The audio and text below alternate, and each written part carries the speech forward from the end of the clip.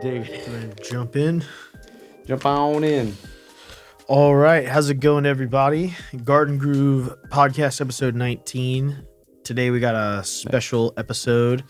We are doing a mix breakdown, specifically a drum mix breakdown. Yep. This is going to be for a song that our good friend Dan Ainspan did. He's been doing covers over on his YouTube channel. Definitely go check those out. Yes, sir. He's got new ones dropping. I don't know what schedule he's on. I was going to say every week, but I don't know if it's... I think it's just kind of whenever it comes. Yeah. Well, like whenever like a song catches his ear, that's when he kind of does it. Because when the Willow song came out, like it was that week. He was really quick to it. Yeah, he's told me he listens to like release radar. You know, he'll check his release radar or look at like Spotify top 50 and kind of go from there. Right. So we're gonna be breaking down a cover that Dan did. It is out on his YouTube channel now. It's the most recent one out. Might be the second most recent by the time this comes out. It is Drumset Dan at youtube.com. He's got a lot of cool stuff on there, and I've been doing some mixing for some of the stuff he's been putting out. So I wanted to do a little breakdown and just kind of get into what I was doing specifically on this song, because I really tried hard to match the drums. So when it comes to mixing a cover for somebody, typically I'm trying to capture the sound of the kit in the room. I want to, if you're going to be watching it, I want you to be able to look at the kit and have it sound like a drum kit to you. Because a lot of what video content is people are listening with their eyes.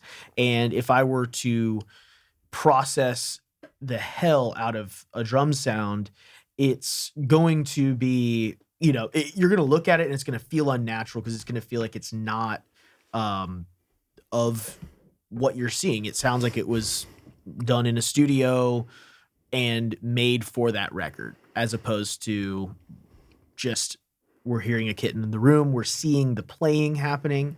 Well, I think a good example of that is when we were recording with Connor here, when we were recording my stuff. I sent you the video just to get like your critique on the mix that I did for it. And I mixed it how I usually do it. Like I set my overheads in order of left, right. So like if it's 5/6, it's my left mic overhead and then my right overhead.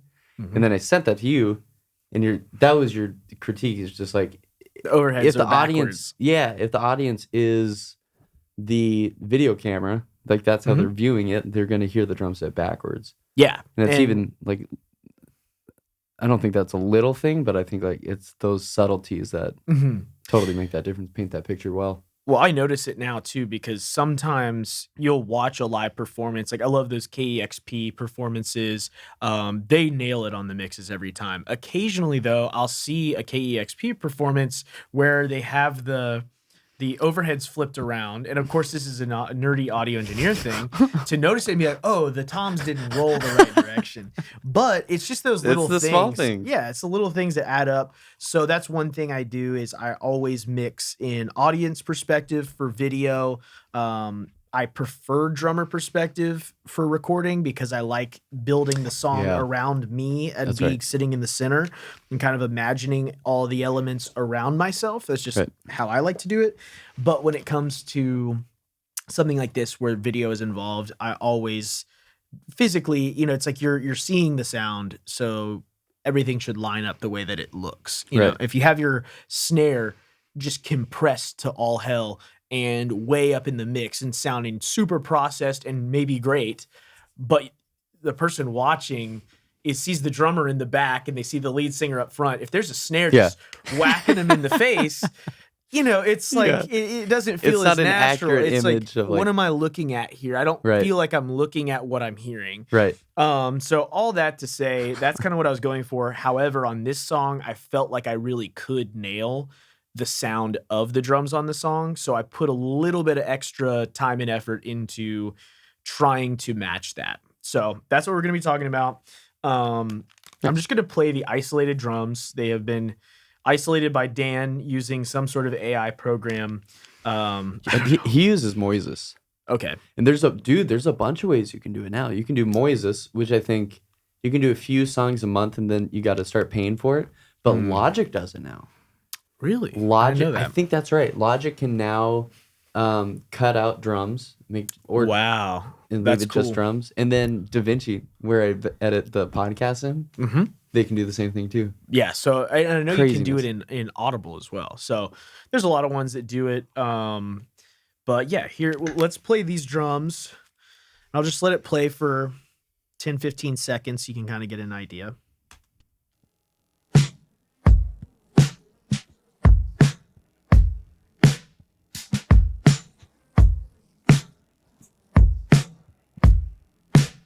What are the first two things about that sound that sort of stand out to you? My first thing was the kick.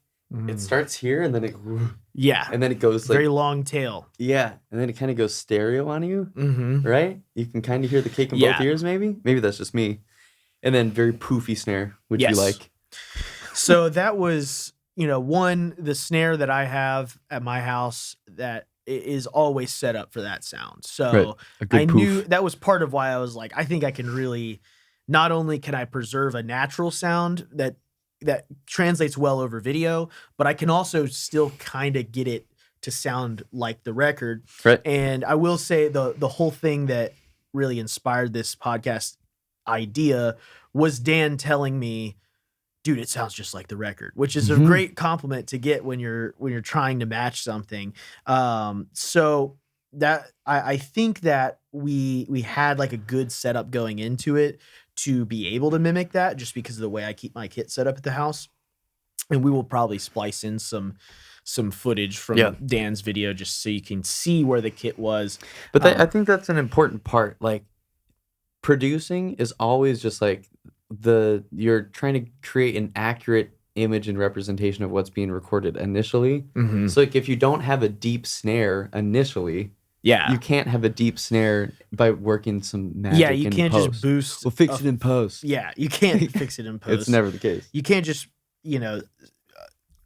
boost some magic frequency that's gonna all of a sudden make the snare super gushy. Right. And I think people think they can get away with that with EQ because visually it looks like you're boosting a boatload, but in reality it's just like it's not there. If it's not there to begin with, you can't do anything with it. Yeah.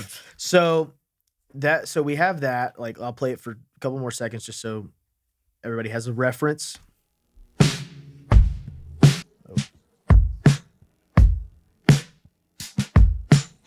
Okay, that's the original, and then here is Dan's.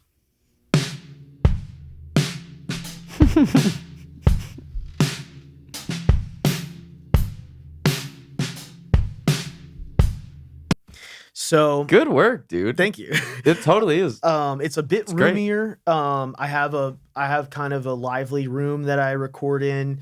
But I think that also one thing that stands out to me about the original recording, especially when you listen to it isolated, it's highly possible that these drums are samples, and totally. And like when you hear that kick, the way that it had that length on it, that's a highly processed kick sound. Right. I could probably get that out of the kick drum here, right, but to achieve that, I might be warping the sound in a way that begins to feel unnatural and doesn't serve the cover aspect of the song. Right. So let me just show kind of what I have going on for the kick drum. See if I can. Oh no. Oh, there we go. I just need to get it into the frame. So for the kick, we're gonna solo it. We're gonna take the plugins off of the drum bus, and we're gonna take the plugins off the kick. So here's what we started with. This is with a Shure Beta 52A, very common kick drum mic.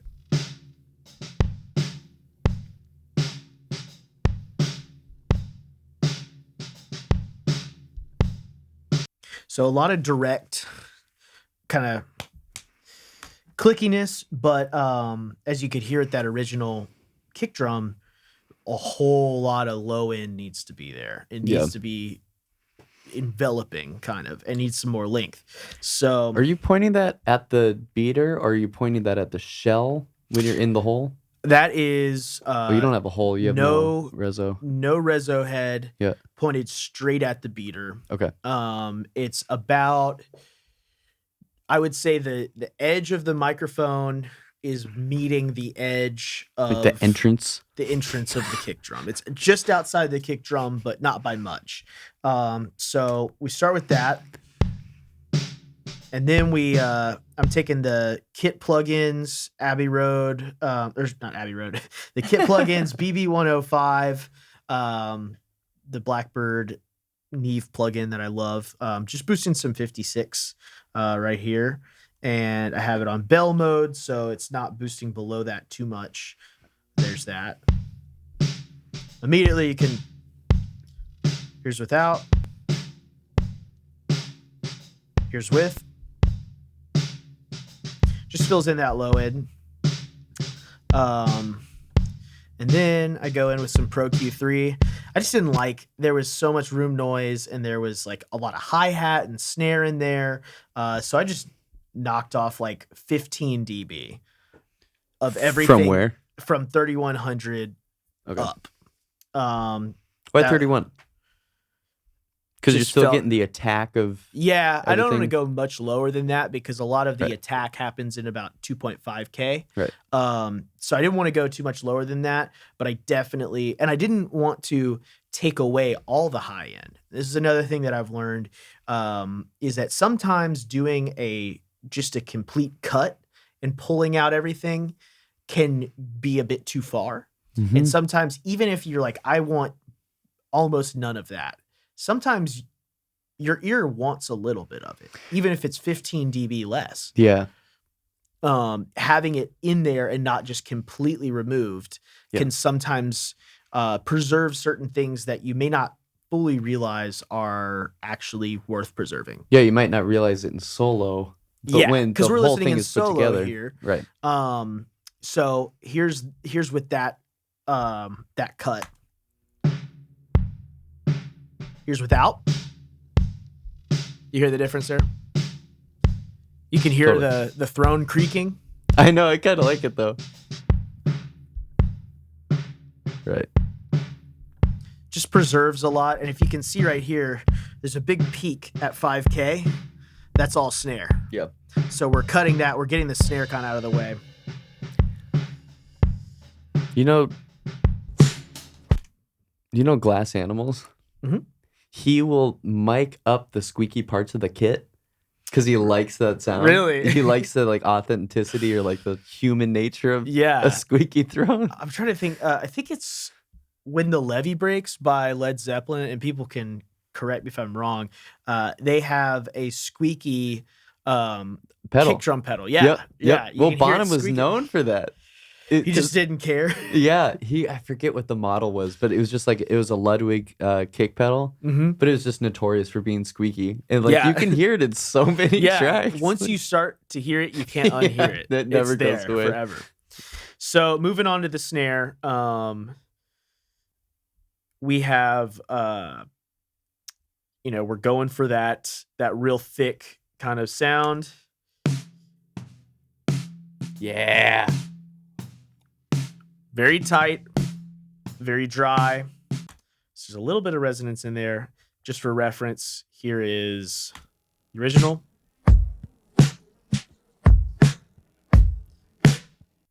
Now, the AI is not doing a perfect job, so the snare sounds a little wonky. I was going to say, there's like a cool swell. Like, oh, no, that's AI. It's just the AI not doing a great job. So some of those higher frequencies that are being sucked out of there because they are more prevalent with the other instruments. Right. So if you listen to the full song, you can hear that a lot better. But yeah, as far as the snare goes, and I'm not doing much on the snare at all. I run everything to a snare bus. So snare top, I'm just cutting up to 100, just about, give or take. Boosting at 153.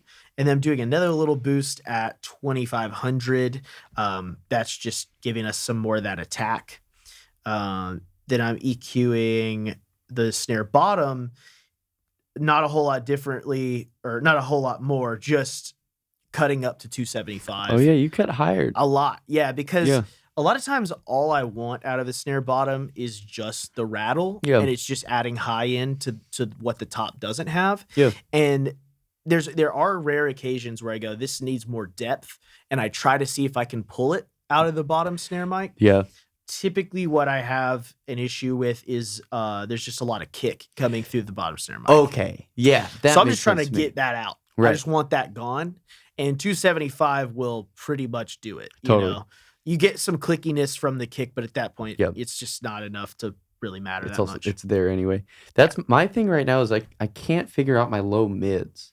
And so for me, I feel like there's sometimes too much kick drum bleed with my bottom kick mic, but I'm scared to sacrifice any mid lows because I don't know where they are. I think that where they really come in, and this is where you can kind of lean on other things, is your overhead mics are capturing a lot. And what a lot of people kind of sometimes they don't think about is they kind of look at overheads as like their cymbal microphone. I was about to say that. And there's people that will tell you use your overhead mics only as cymbal mics. Don't worry about anything. I'm iffy on that take because I saw that because Andrew Sheps was breaking down like a metal record that he did. And that's the thing is so it's genre applicable specific to metal. Yeah, it really makes sense on metal because with metal you have usually 4 to 6 toms involved in a lot of cases.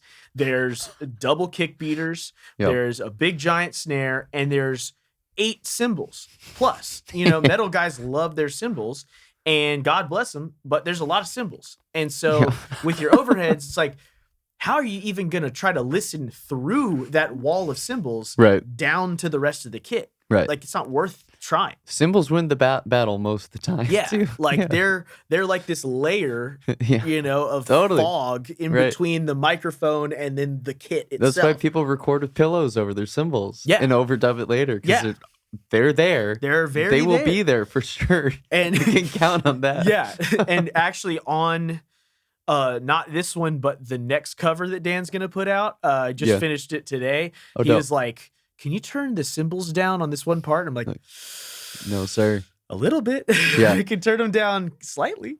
I can do my best. When we were tracking today, I just took the cymbals off the stands because they're like, usually the cymbals are a problem. Can we just do like a few takes completely without cymbals? Like, yes, we can. Yeah. So, and a lot of people will tape at the bottom of their cymbals too to kind of tape underneath to kind of control a little bit. Yeah. And that's something that I'd like to learn more about. I haven't experimented a whole lot with it, but I know that it works. Mine will also make cymbal mutes. They're magnets. Have you seen those? That's cool. No, I've seen this. I don't think they were too popular, but they're like little, catch on. Like the size of a penny, little magnets that you can put on your cymbals that that's dampen cool. them too. Yeah, that's neat. Hey everybody, we're interrupting the podcast because we want to show you kind of what's really going on here at Garden Groove. This is a place where people can come in, record podcasts like we're doing now, but we can also record full bands in here. We've also had some people record just drum content or just drum tracks. So there's all sorts of options here, and that's kind of where Jackson comes in. How's it going, everybody? I'm Jackson Maddox. I am the head audio engineer here at Garden Groove. So we have a lot of great gear now that we are really, really excited to share. The sound in the room is awesome. We've been recording bands in here. We've had people come in and do drum cover videos. And the way that this studio is laid out is so that you can come in here and feel like you can do whatever you can imagine in here. So we would love for you to bring in your next project, whatever that may be, and we would love to just be a part of that and help you out. And if you also just want to hang out, we're doing monthly master classes. That's every last Monday of the month. So every month we're going to feature a new artist and entrepreneur in Nashville, diving into different Ableton things, diving into different photography and all sorts of different stuff. So you can check that out on all of our socials, and it'd be good to meet you all. And have a good day. And signing off. That was good.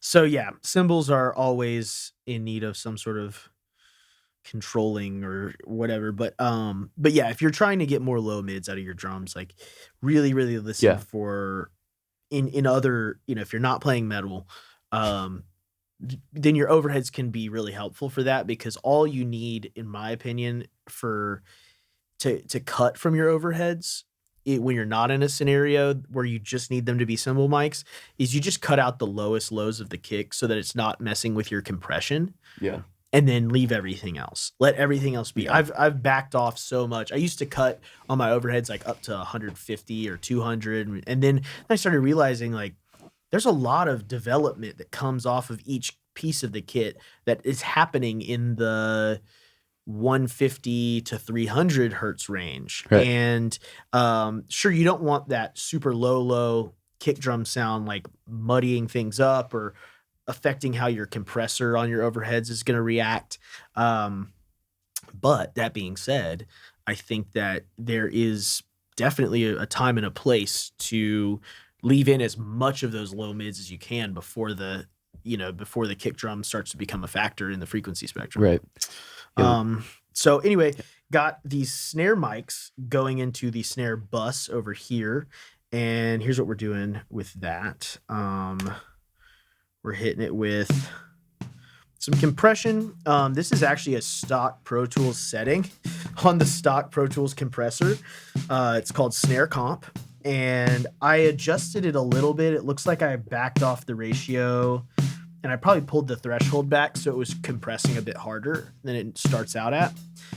And I can't remember how this one starts, but I think sometimes they give you like a little bit too much makeup gain, so I just pulled back on the makeup gain. Then we're going into the kit plugins barrier. Free plugin alert. Free plugin alert. You have no excuse. Go get it. I put this on the snare drum every time. And if you want to hear it, so here's none of that.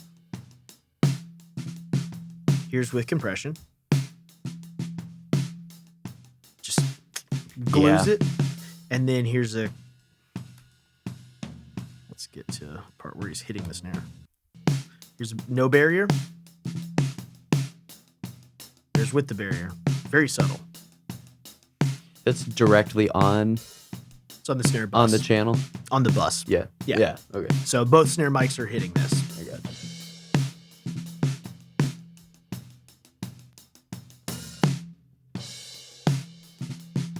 Yeah, so it's really, I think I have the mix at about 54%, and I have it on 3.6% berry, which is saturation.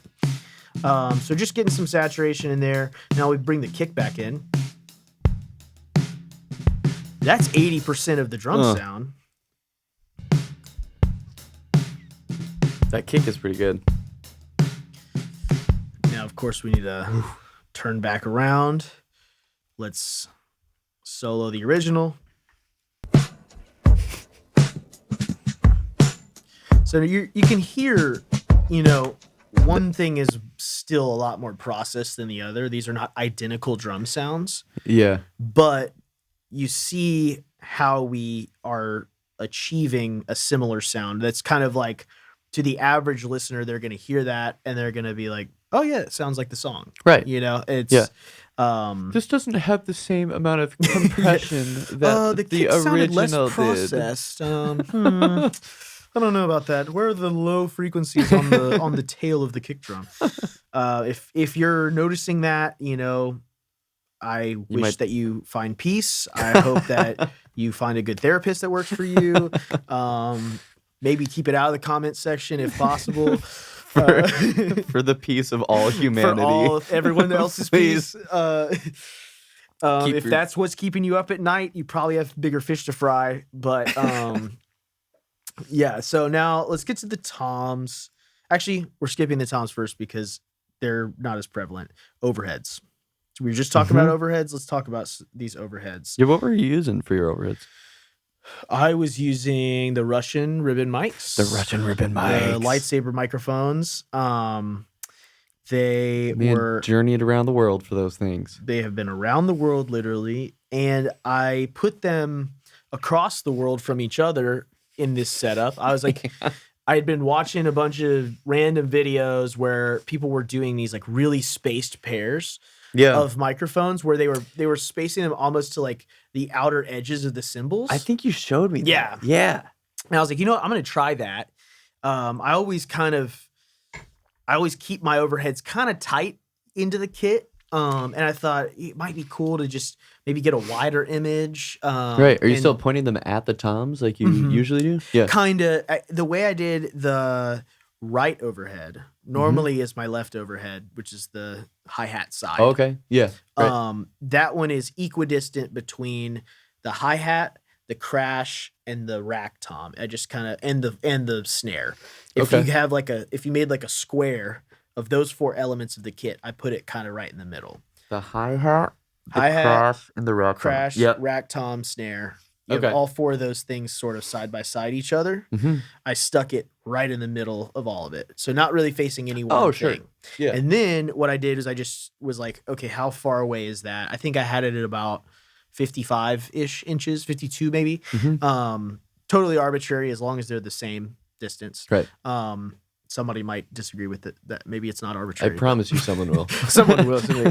Actually, it's 48.6 inches because of the phasing and the Earth's magnetic field. So I'm sorry to that guy who will disagree with me, but I picked 52 for whatever reason. Usually it's just like I'm working with both of them until I land in like, okay, finally I got them both equidistant. Right. So on the other side, it was actually more over the floor tom. Than the other one was over the rack tom. But I got it 52 inches from the center of the snare. So that's how I have those set up. Not doing a whole lot, actually. I'm only using one plugin. And it's on the bus because it's affecting both the same. So here's the overheads by themselves, just so you can hear.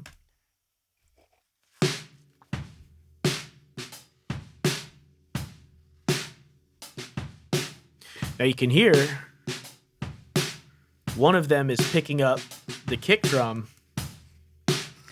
Put on your left.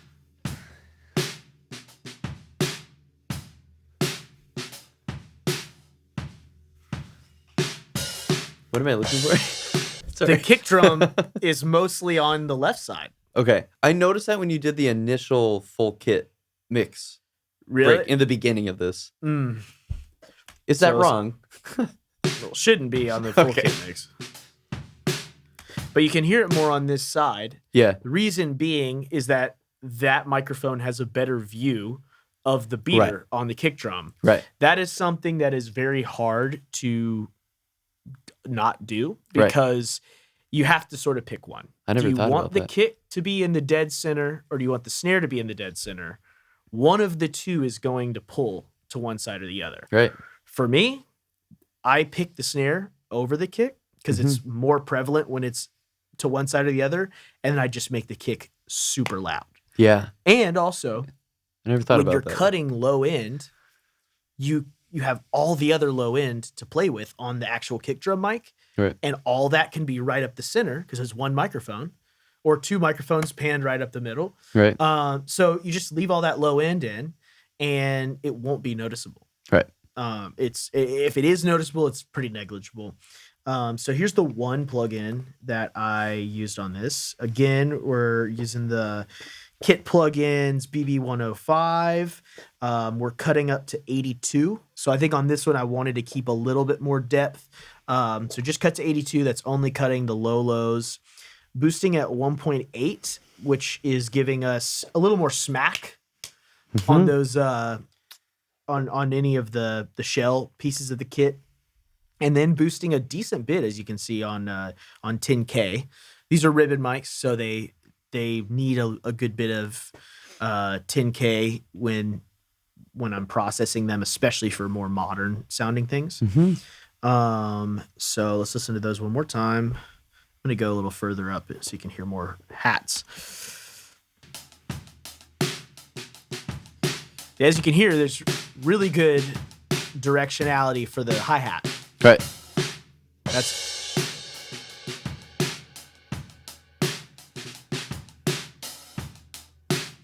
Here's no plugin.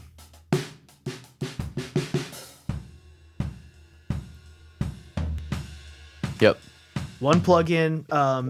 A reason I did not compress on the overheads was partially because I was still trying to preserve that natural feel, and then I also knew that I can compress on the back end.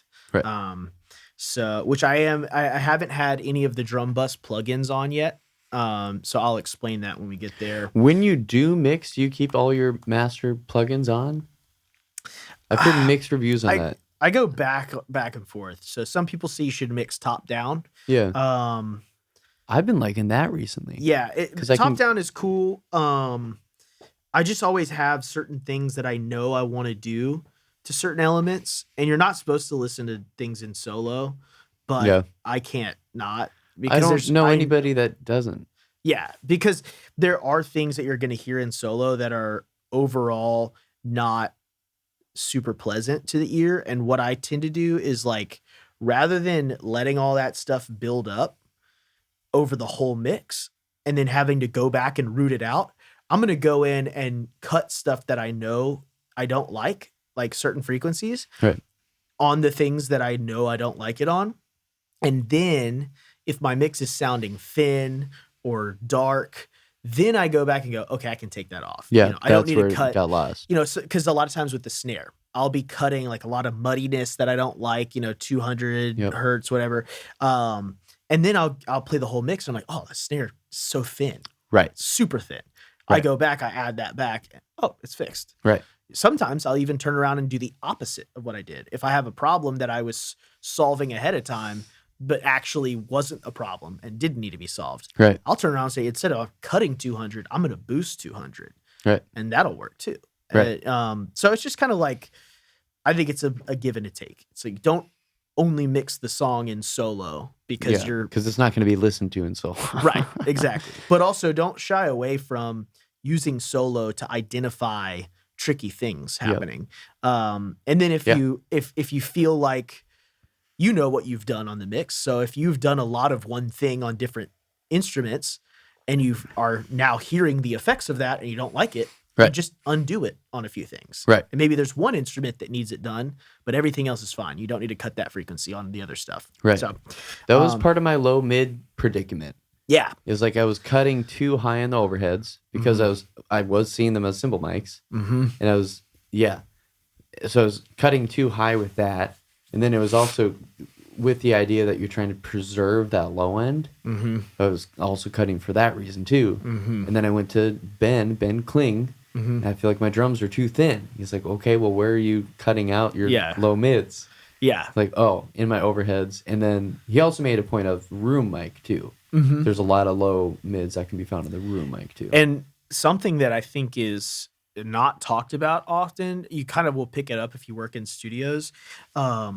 People are not interested in getting high end out of their room mics most of the time. Right. They don't want that because it's there. Yeah. What you realize is that a room mic is giving you, when you really, especially with a room mic that like a lot of people are going to hard compress their room mics. They're gonna process them in a certain way that's a little, would never be used as the regular drum sound. Right. And it's supplemental. Well, something that you got to do when doing that is realize that the crazier your room mics sound, and the more blown out you get them sounding, the more it catches the ear. That and the cymbals only get worse and worse the more you add distortion and compression, because the cymbals start to just jump out more. Right. So if you just drop off, like the video we were watching right before this, if you drop off a bunch of that high end on the room mic, you'll be surprised, like, oh, I'm getting all this like really good low mid stuff out of the shells of the kit. I think that keeping low lows in room mics can be problematic because what is that? What range is that? That would be like, I would say anything under about 80 hertz or less. Oh, okay. Any of that stuff, mainly because I'm not saying don't do it, but I am saying that it's going to affect the way the compression reacts, because that's going to be very loud. Mm-hmm. The low end is going to come through and hit the compressor first. Yeah. So you definitely want to cut out some of the low stuff, but everything all the way down to like 3K, you can kind of chop all that off or like heavily cut it, Right. because most of that is cymbals, and you already are getting the attack of the drums from other things. Right. But you can get a lot of that low mid stuff, the upper mid stuff too. Like those two frequency ranges are great with room mics. Right. You can cut out the extremes and then just keep that, and it's almost like the drums don't get louder because you're bringing the room mics up. They just start to fill out. Right. When you're bringing the room mics up. Well, that's why they were using sub kicks. For their room mics. Yeah, exactly.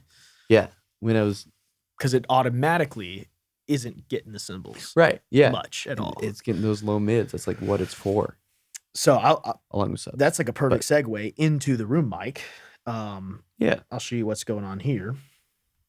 Here it is dry. Now, here's one thing is I listening to this song, I knew that it doesn't really sound like there's a room mic in here.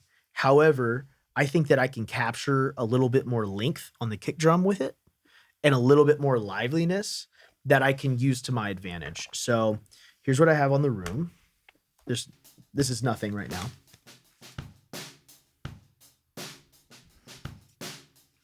So pretty good attack on the kick. A lot of high end though. So got this Pro Q3 and I'm doing a lot here. So as we can see,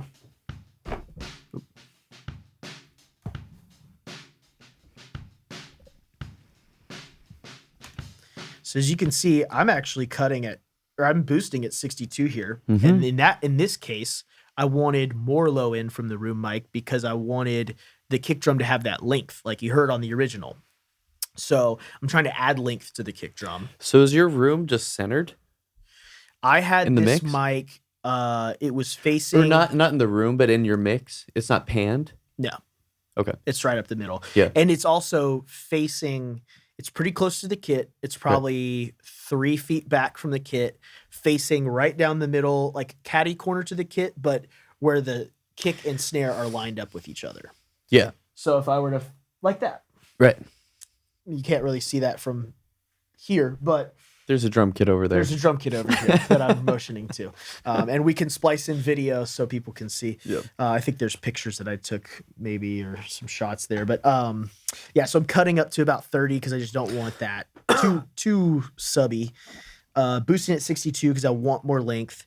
Boosting at around 2100. I think I just was feeling around and that's what felt right. So that's giving more attack. Cutting everything above that for the most part. I don't really want all that sizzly high end stuff. And then I'm dipping around 572. I mean, this is a notoriously muddy frequency for drums and guitar. Yeah. I typically in this scenario, I was like, well, I'm accentuating these two things and I'm cutting these other two things. I don't need a whole lot of that extra information there. Yeah. I have what I want and I've cut what I don't. Everything in between the two things that I want, I can kind of de-emphasize that. So here's that sound. And then I'm using a good old DBX 160 with some heavy compression.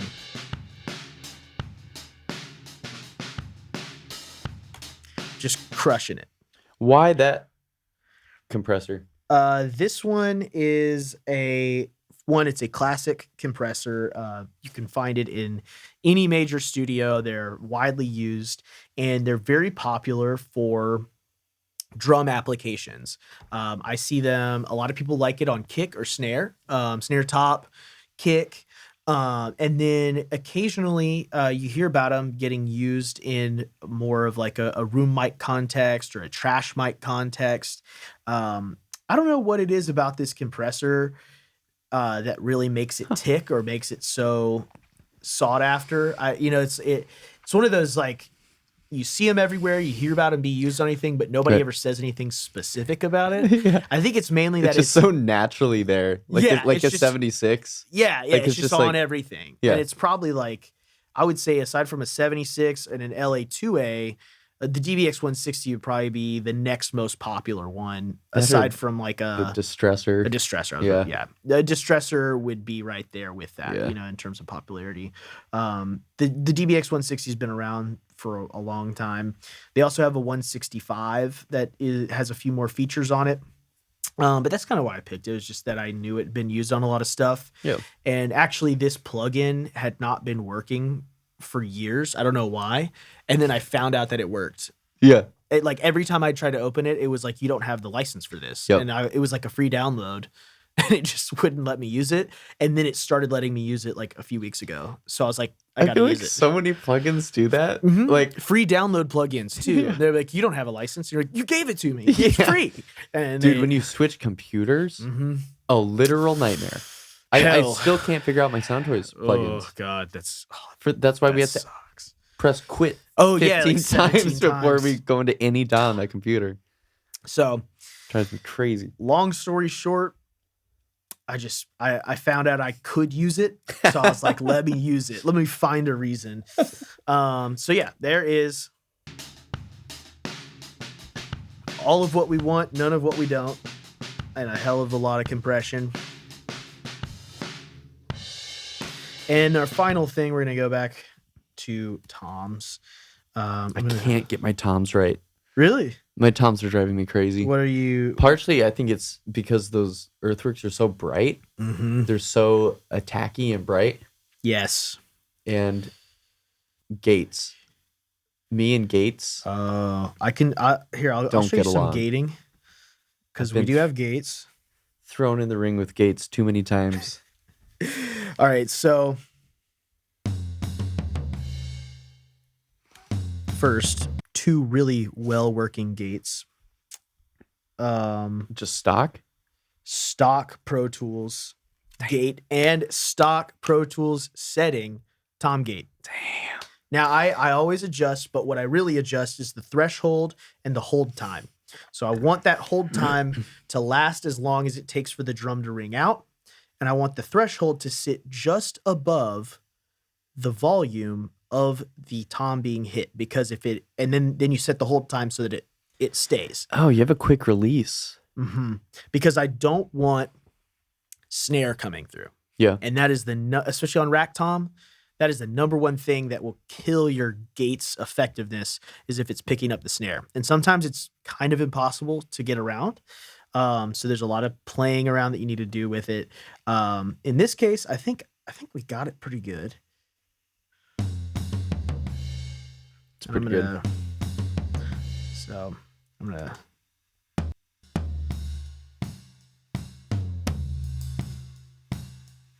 And if you see, I'm gonna zoom in here. Look at the links of these and listen for when that, especially on this channel right here where my mouse is. This channel is the floor tom. Watch the length of the note and listen for when it cuts out.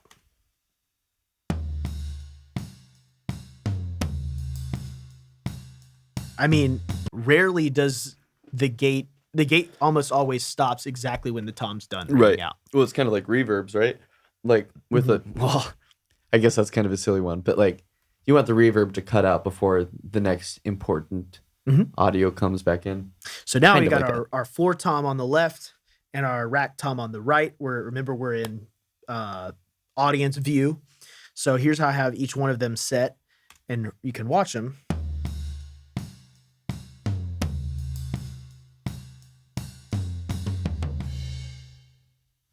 Yep. Normally I would EQ my toms. In this case, they just sounded pretty solid as they were. What were on the toms? Oh, the earthworks were on the toms. No, this was at my house. So I had a SM57 on the rack, and I had my Bluebird condenser mic on the floor tom. Yeah. And I was like so obsessed with the tom sound. I was like, it sounds good. This is awesome. Like I never used my Bluebird. It was my first condenser mic, and I always just kind of hated it. Like I always had beef with that mic. It never did what I wanted it to do. Yeah. It does not record guitars because it just distorts too fast. Yeah. It always had this upper mid thing I didn't like about vocals. So I never used it. And then, Dan was coming in, and I was kind of planning for the session. I was listening to the songs, and I was trying to figure out what I was going to use for what. I was like, well, I can throw just a regular 57 on the rack tom. That'll be fine. What should I use for the floor tom? And then I landed on that one, set it up, and it was great. I mean, I don't think I'll use that mic for anything else because I don't use it for anything else. Right. So it might just be my floor tom mic now. It sounds good as a floor. Yeah. I mean, it's super deep. And you can even hear that capsule distorts really easily. So you can hear it. I did hear just that. slightly. Yeah. I don't know why. I'm sure Blue has upgraded their build quality since the one I got. Right. If they want to send us a new one to try out, I'm sure they're a great. I wouldn't stop them. Exceptional company. I'm sure they make really, really good, high quality condenser microphones these days. But it distorts pretty easily, which could be cool in the right setting. So that's the toms. Oh, sorry. Did you just take the 52 for this from here? No, I bought one. Remember? What'd you come over to borrow? Oh, I'm thinking way long ago. That was like a month and a half. Yeah. No, maybe that might have been 2 months ago. Yeah, I did borrow. I'm thinking a completely different session. I did borrow one. Yeah, so we got the tom bus. We're just compressing.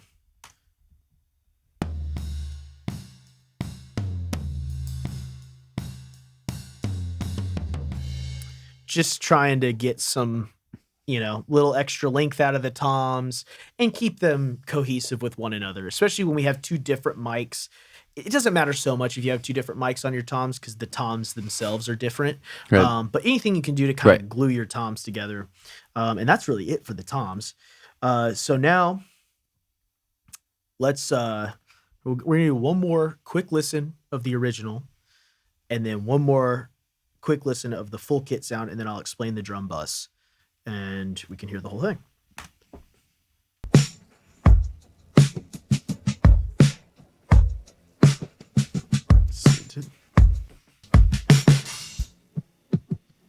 Yeah, so there were no toms on the original. Oh, really? Yeah. That's a cool sound.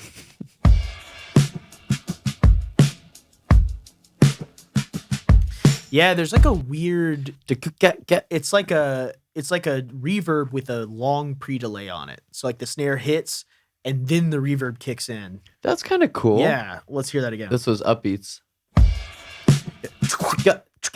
That's probably cool. Like that sounds like 120 milliseconds or so. Yeah, we're just an eighth note. Like, maybe it's an eighth note.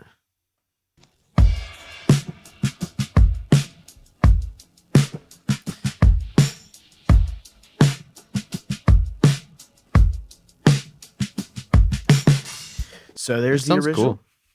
And then here is the R version. No processing on the drum bus. It's just everything you've heard up till now put together.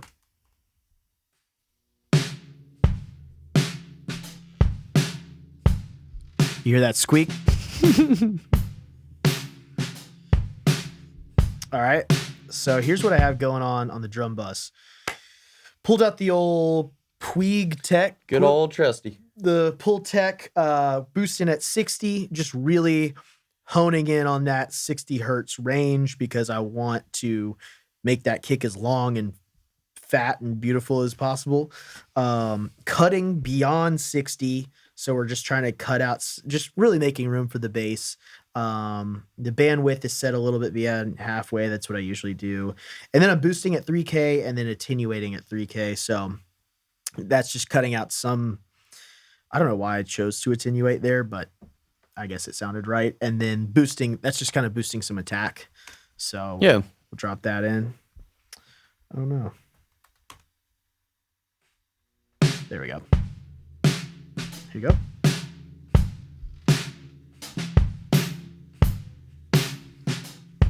I don't know, my computer's getting tired. We're almost there. I'm gonna close out my, okay.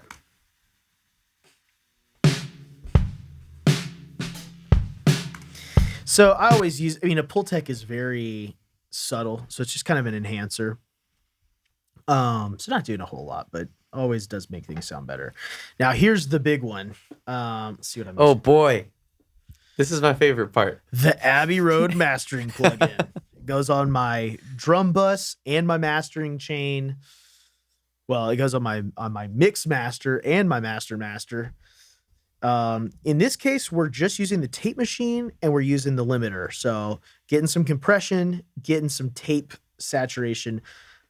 Where's your spins at? ISO? No, it's cameras. Oh no, I just made a fool of myself. Are you talking about 7.5 or 15? 7.5 on the IEC over NAB? ISO, that's amazing. Yeah, I don't know what that means either. That's a camera thing. Inches.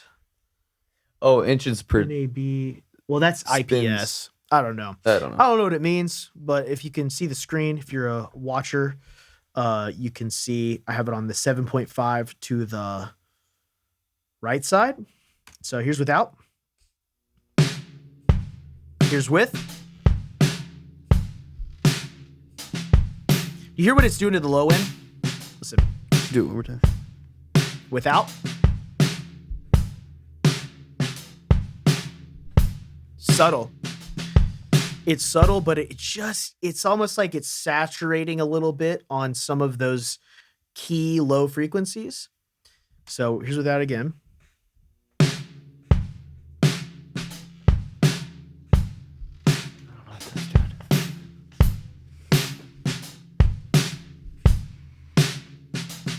Just kind of, it's great. It's just keeping that low end. I like that 7.5 setting to the right. The right side 7.5 one is my favorite one. Sometimes I find that the other three do a little too much. And too much to what? Just the overall sound. Okay. So it changes a lot at once. Yeah. So it kind of throws off the balance of the mix sometimes. Depends on the song, but and then here's our compression. We're on the 3 recovery setting, which is kind of like medium recovery, boosting 2 dB. We're at the 50/1 ratio, which I think translates to, I can't remember. I don't know if it's actually 50/1. And then we're at about 70% mix. So here's with the compression. Here's without.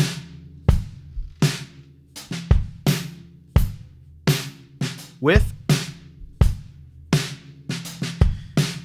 You can hear that a lot in the snare. There's a lot more smack. Right. I don't know how.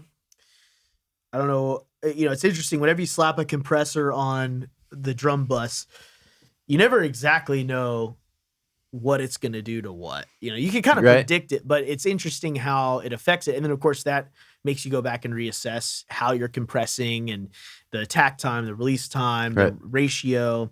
And so just I wanted to highlight one other thing. I am cutting, or I'm not allowing through anything below 100. Again, I want that low end to stay intact, and I don't want to compress the low end if possible. Of course, this does require PSA, a good drummer.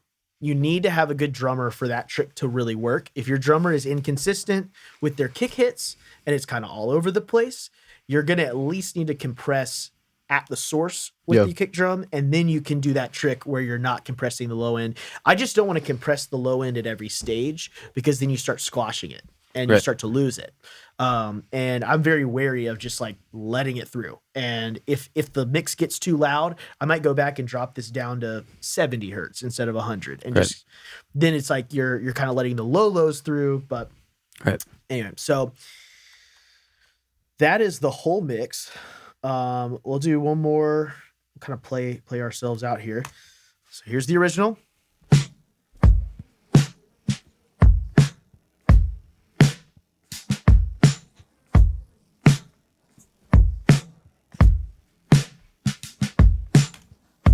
And here is what we did with Dan.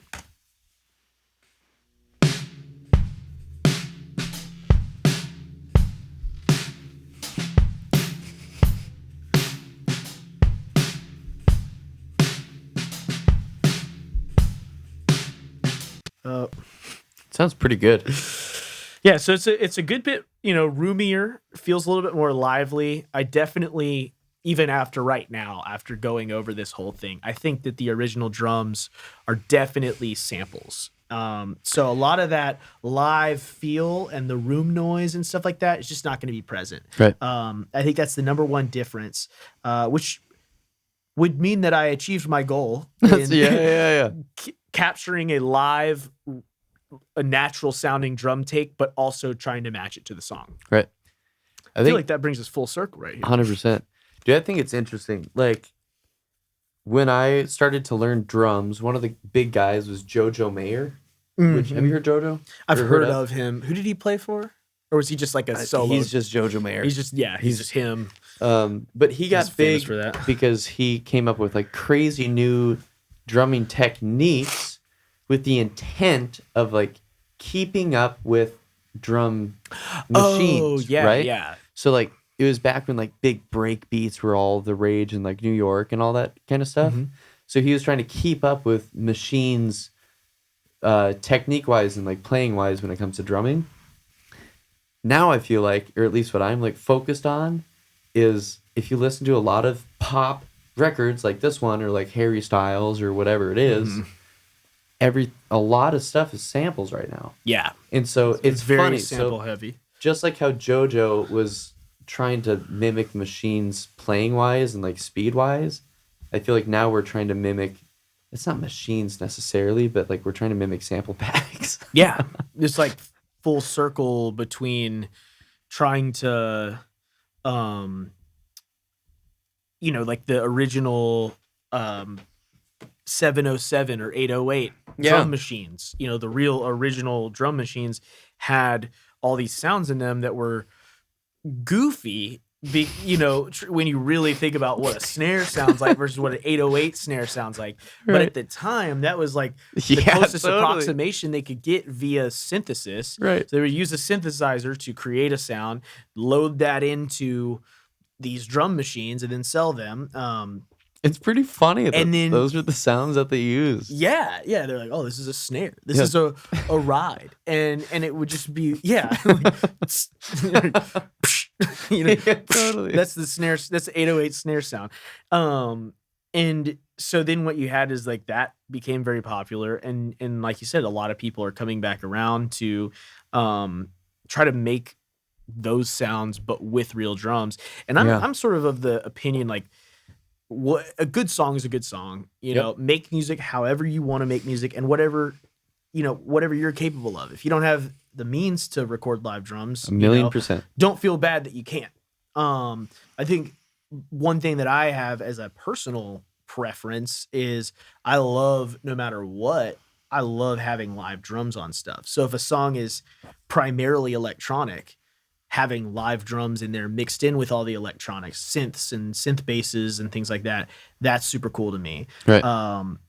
Heavily processed drums that sound electronic are cool to me. I think there's something neat about, it's just kind of fun and adventurous to be like, okay, I want to get this sound, and I know I could just go get on Splice and download the sample. But what if I tried to make it myself? I think there's something special to that, Well, I think no matter what, I think you're going to sound like your favorite artists no matter what. I think it's just going to come through.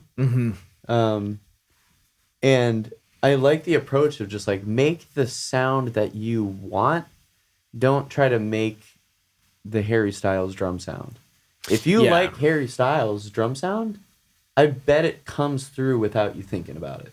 Yeah. So, and also the Harry Styles drum sound isn't the Harry Styles drum sound. That's a drum sound that they wanted to sound like a Al Green record that they were listening to at breakfast before they went in the studio. And then, so it's like, that's another thing too, is learning the vocabulary. For the longest time, all I wanted was like, I want my drums to sound like the Beatles or Tame Impala or whatever. Like I'd have these bands in mind I wanted the drums to sound like. And I'd go listen to the individual records and I'd be like, well, it's actually not exactly what I want the drums to sound like. There's an approximation but there's elements in my head to it. Yeah. And then it's like, well, the Tame Impala drum sound is a lot roomier than I'm actually going for. Maybe I'm actually looking for more of like a Fleetwood Mac Right. but made a little bit dirtier, sound or Right. something like that. So that's the other thing too, is learning the vocabulary and kind of being able to identify what about different sounds you like. And then you can really piece together your own thing, and also the limitations that come with, Right. I mean, I can't get every single drum sound I want to get out of the room that I have or out of here necessarily, but I Right. can get a lot of different drum sounds out of my house or here. Right. So I have to work with that. Let's see how close we can get. And then once we get 80% there, diverge and just make it my own thing. Right. I think there's a lot of cool elements to that. Yeah. It's like pick up the elements that you want from the people that you love. Like with you showed me Tame Impala would mic the snare shell. Was it the shell or like the bottom rim? It was the side of the snare. I started doing bottom rim when I wanted an in between. That's right. Bottom That's and right. side.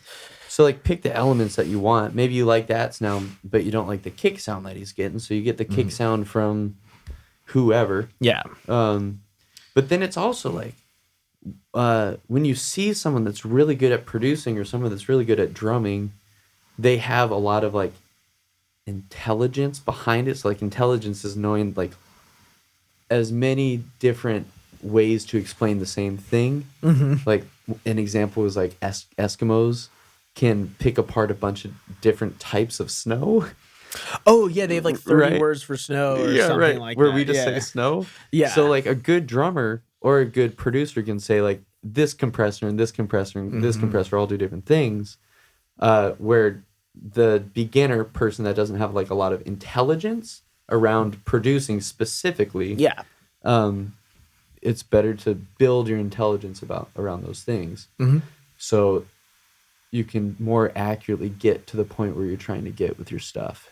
Yeah. I guess. Yeah, just kind of learning. Just as many different angles to get that same sound, because Yeah. there's a million ways to get a warm sound. There's a million ways to get a room sound. There's a million ways to do what you just did. I'm sure you could do that again in 40 different ways. In a different configuration, yeah. Right, and they each serve a different purpose. Yeah, I could So have it's not recorded the knowing- whole thing in mono if I wanted to. The original drum totally. sound is not the only stereo elements of the original drum sound are just the after thing, the after noises, like whatever that pre-delay reverb thing was that was going on, Right. or maybe that was a slight delay that they had on there. Everything else was pretty up the middle. I could have done that with 4 mics probably. Totally. Just Dan was doing some tom stuff, so I'm glad I had the tom mics there. Right. I think the room mic had a cool thing going on with it, so I'm glad I 100%. had that there. But yeah, I could have found a different way to sort of achieve the same thing. Yeah. I think that's the cool thing behind what we did today. Because it's I just, hope you all learned something. it's just learning a different way to, people listening, I'm sure, could make their own version of that and could be just as good. Yeah, But it's good to know different angles to approach it with, exactly. as I said. So on that note, record some drums. DM some us the drums. drums you record. We would love to hear them. Or record drums here. Or come here to at record the drums. Garden Groove recording space here in the East Let Nashville. us record your drums for you, That's right. and I'll just apply everything I just talked about over the last hour, and we'll just do that. Damn That straight. works too. That works even better. That works the best, actually. So, with that said, there's a fly in my face. Thanks for watching, and we will be back with some other people coming in very soon, and this will be out on Friday. So. That's right. Yep. Beauty.